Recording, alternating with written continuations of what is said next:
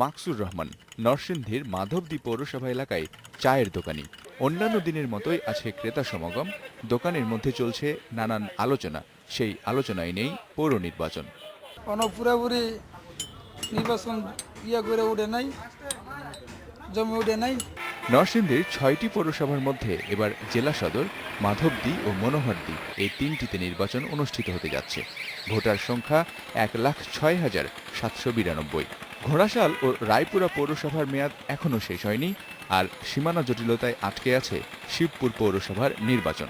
নির্বাচন নিয়ে এখনই মাথা ব্যথা না হলেও যোগ্য ব্যক্তিকেই বেছে নিতে চান ভোটাররা। এলাকার যে উন্নয়ন করবে, যারা সবসময় আমাদের পাশে থাকবে, তাদেরই আমরা নির্বাচনে জয় হতে চাই। হ্যাঁ, আমাদের কাজ করব বা আমাদের রাস্তাঘাট উন্নয়ন করব, এর তো আমাদের দরকার। আমাদের প্রতি কি আমরা ভালো যোগ্য ব্যক্তিকে ভোট দিয়ে নির্বাচন করব। এলাকাবাসীর জন্য মিথ্যে আশ্বাস নয়, কাজ দিয়েই নিজেদের অবস্থান পরিষ্কার করতে চান সম্ভাব্য প্রার্থীরা। তাই জয়ের ব্যাপারে আশাবাদী তারা। চেষ্টা করেছি 5 বছর জনগণের সেবক হিসেবে কাজ করার জন্য। জনগণ যদি আমার সেবা পেয়ে থাকে তাহলে আমি বিশ্বাস করি আমার তৃপ্তি আমি জনগণকে সেবা দিতে পেরেছি।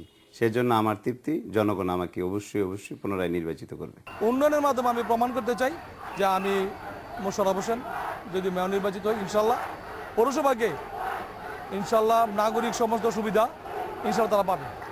জয় পরাজয় নিয়ে নির্বাচন, তাই নির্বাচনের পরও একযোগে কাজ করার প্রত্যয় সকল প্রার্থীর। Mizanur Rahman, independent news, Madhabdi, Narsingdi.